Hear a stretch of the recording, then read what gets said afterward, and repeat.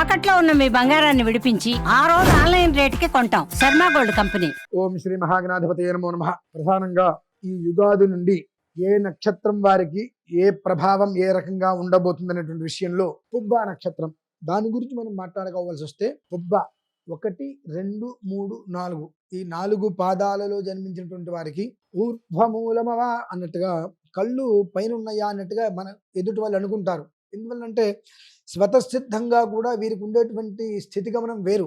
Royal mentality అన్నట్టుగా మేము ఇలా ఉండగలుగుతాము, చాలా డిగ్నిటీగా ఉంటున్నట్టుగా ఉంటూ ఉంటారు వాళ్ళు. కానీ మనం ఉండేటువంటి విధానాన్ని చూసి ఎదుటి వాళ్ళు వీళ్ళు కావాలని చేస్తున్నారు, ఇలా ఉంటున్నారు అనేటువంటి రకరకాలుగా అనుకొని మన మీద దుమ్మెత్తి పోసేటువంటి అవకాశాలు చాలా ఎక్కువగా ఉంటాయి. అలాగే కొన్ని పరిస్థితుల్లో మనమేమి తక్కువ మనుషులం కాదు. ఈ పుబ్బా నక్షత్రంలో జన్మించిన వారు కూడా అంత తక్కువ మనుషులేం కాదు. వాళ్ళు అనుకోవడానికి తగ్గట్టుగానే కళ్ళు కూడా నెత్తి మీద ఉన్నట్టుగానే కాస్త కొన్ని పనులు నేను చేస్తాను, నువ్వు వెళ్ళిపో, నీకెందుకు నేను ఉన్నాగా, ఇటువంటి వ్యవహారాలు చేసి అదే చివరికి వచ్చేటప్పటికి అది పని కాక అగజాట్లు పాలవడం కూడా జరుగుతుంటుంది. కనుక నాకేదో ఉంది, నేనేదో చేసేస్తానటువంటి వాగ్దానాలు మాత్రం ఇచ్చేటువంటి విధానం ఉంటే వదులుకోండి.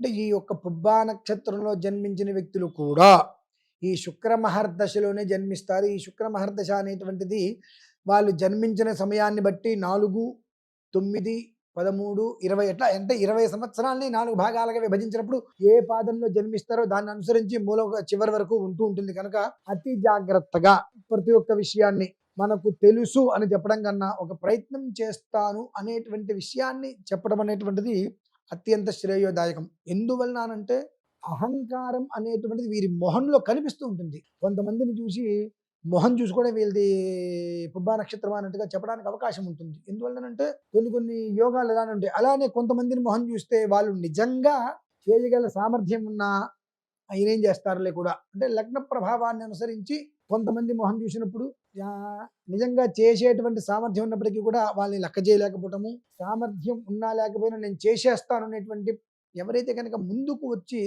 నిర్ణయాత్మకంగా విప్లవాత్మకంగా నిర్ణయాలు తీసుకుంటారో వాళ్ళకి పనులు కాకపోవటం వలన కొన్ని అవమానాలు కూడా పడేటువంటి అవకాశం ఉంది. కనుక శుక్ర నక్షత్రంలో జన్మించారు. ఇప్పుడున్న పరిస్థితుల్లో శుక్ర బలం అనేటువంటిది మీకు లేని కారణం చేత పుబ్బా నక్షత్రంలో జన్మించిన వారు చాలా జాగ్రత్తగా ఉండటం మంచిది. అలాగే ఈ పుబ్బా నక్షత్రం 1, 2, 3, 4 పాదాల్లో జన్మించినటువంటి పుబ్బా నక్షత్రంలో 4 పాదాలలో జన్మించినటువంటి స్త్రీలు చెప్పేటువంటి విషయాన్ని ఎందుకు అని ఆరా తీసేదానికన్నా ఆచరించే ప్రయత్నం చాలా శ్రేయస్కరం. 2 కారణాల రీత్యా కుటుంబానికి ప్రతిరోజు ఉదయం సూర్యోదయానికి ఇంట్లో దీపారాధన చేసుకోవడం ఒకటి అయితే, శుక్రవారం నవగ్రహాలలో ఉండేటువంటి శుక్రుడికి మనకు బొబ్బర్లు అని దొరుకుతాయి. ఆ బొబ్బర్లని నానబెట్టి 20 బొబ్బర్లు అలా 10 రోజులు అంటే 200 బొబ్బర్లు గింజలు ఉంటాయి. వాటిని దారం కట్టి ఆ శుక్రుడికి మీద వేసి ఒక తెల్లటి వస్త్రం ఆయన కట్టి నమస్కారం చేసుకోవడం అనేటువంటిది స్త్రీలకి సంబంధించినటువంటి విషయంలో ఉద్యోగ వ్యాపారాలు కావచ్చు, వాళ్ళు చేసేటువంటి ఏవైతే కనుక జీవిత విధానంలో జీవన గమనానికి చేసేటువంటి పనులలో